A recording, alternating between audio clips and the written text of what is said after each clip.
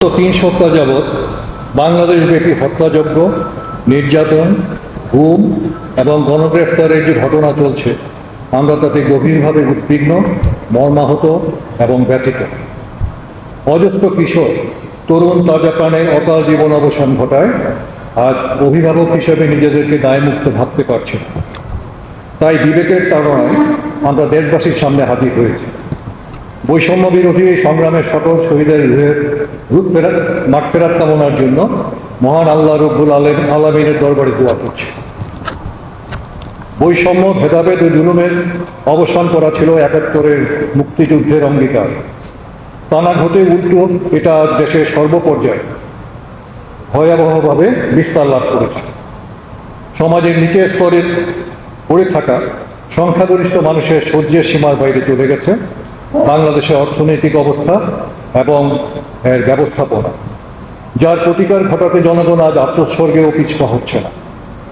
এমন কষ্টকর পরিস্থিতির ভিতর দেশবাসীকে ছেড়ে দেওয়ার জন্য যারা দায়ী, বিচারের মাধ্যমে তাদের সাজা নিশ্চিত করে পুরো ব্যবস্থার মধ্যে স্বচ্ছতা, ন্যায্যতা ও বিশ্বাসযোগ্যতা প্রতিষ্ঠা না করা গেলে সমাজে শান্তি, শৃঙ্খলা ও আস্থা ফিরিয়ে আনা যাবে না।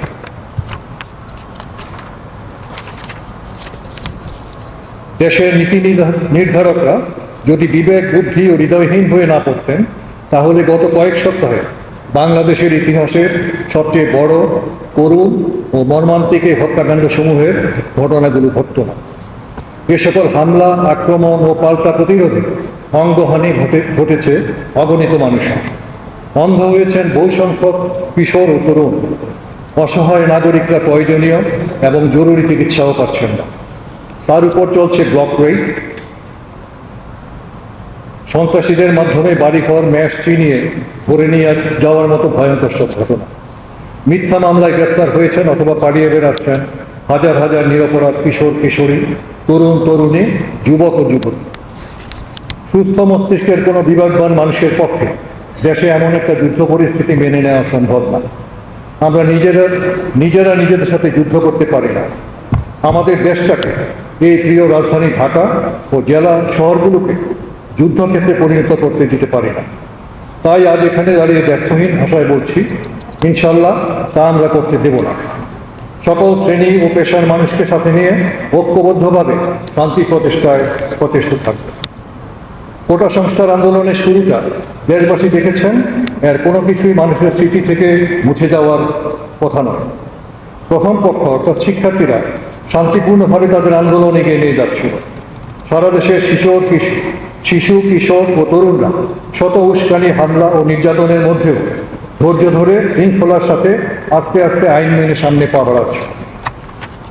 বিপরীতে দ্বিতীয় পক্ষ যে উপর্যুপরি উস্কানি দিল, গুন্ডা পান্ডা দিয়ে সন্ত্রাস চালালো এবং পুলিশ, র্যাব, আনসার ও বিজিবি নামিয়ে আকাশে হেলিকপ্টার উড়িয়ে নির্বিচারে গুলি করে অগণিত কিশোর, শিশু ও তরুণের তাজা প্রাণ হরণ করলো, তা দেশবাসী কি এত সহজে এত অল্প সময়ের মধ্যে ভুলে যাবে?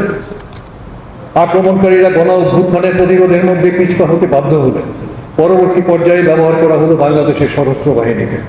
তাদেরকে ঢাল হিসাবে ব্যবহার করে কখনো সম্মুখভাগে, কখনো পিছনে ও পাশে দাঁড় করিয়ে অন্যান্য বাহিনীগুলো এই গণ আন্দোলনের উপর তাদের জুলুম, অত্যাচার ও নির্যাতন অব্যাহতভাবে চালিয়ে যাচ্ছে। কোনোভাবেই এমন পরিস্থিতির দায় দেশপ্রেমিক সশস্ত্র বাহিনীর নেওয়া উচিত নয়। বাংলাদেশের সশস্ত্র বাহিনী অতীতে কখনো দেশবাসী বা জনসাধারণের মুখোমুখি দাঁড়ায় না, তাদের বুকে বন্দুক তাক করে। একটি রাজনৈতিক সংকটকে সামরিকীকরণের যে উদ্যোগ নেওয়া হয়েছে, আমরা সশস্ত্র বাহিনীর অবসরপ্রাপ্ত কর্মকর্তারা এর তীব্র বিরোধিতা করছি। পার্শ্ববর্তী দেশ মিয়ানমার সামরিক সরকারের এমন অপরিণামদর্শী সিদ্ধান্ত সম্পদশালী সেই দেশটিকে আজ ধ্বংসের মুখে দাঁড় করিয়ে দিয়েছে। এই শাসকদের গণহত্যার দায় নিয়ে এখন আন্তর্জাতিক আদালতের কাঠগড়ায় দাঁড়াতে হচ্ছে। অর্থনৈতিক, সামাজিক ও সাংস্কৃতিক পরিস্থিতি থেকে উদ্ভূত এই রাজনৈতিক সংকটকালে আমরা ক্ষমতাসীন সরকারের প্রতি রাজপথ থেকে সশস্ত্র বাহিনীকে তাদের ছাউনিতে ফিরিয়ে নেওয়ার আহ্বান জানাচ্ছি। আমাদের সীমান্ত এই মুহূর্তে অরক্ষিত।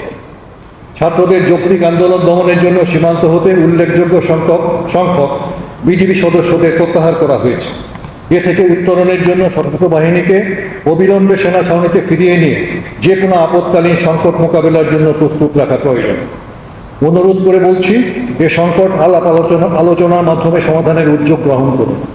দেশপ্রেমিক সশস্ত্র বাহিনীকে ছাত্র জনতার মুখোমুখি দাঁড় করাবেন না।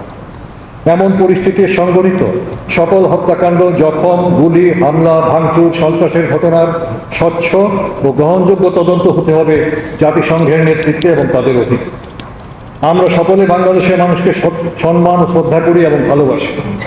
সশস্ত্র বাহিনীতে কর্মরত সকল সদস্য সার্বভৌমত্ব রক্ষার শপথ ও সর্বোচ্চ আত্মত্যাগের প্রস্তুতি নিয়ে এই পেশায় নিয়োজিত আছে।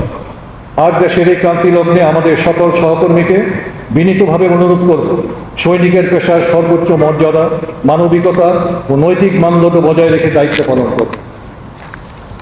বিশ্বশান্তি প্রতিষ্ঠায় বাংলাদেশের সশস্ত্র বাহিনী গত 3 দশক ধরে অক্লান্ত পরিশ্রম ও ত্যাগের মাধ্যমে যে সম্মান, মর্যাদা ও গৌরব অর্জন করেছেন, তা আজ কঠিন পরীক্ষার মুখোমুখি দাঁড়িয়েছে।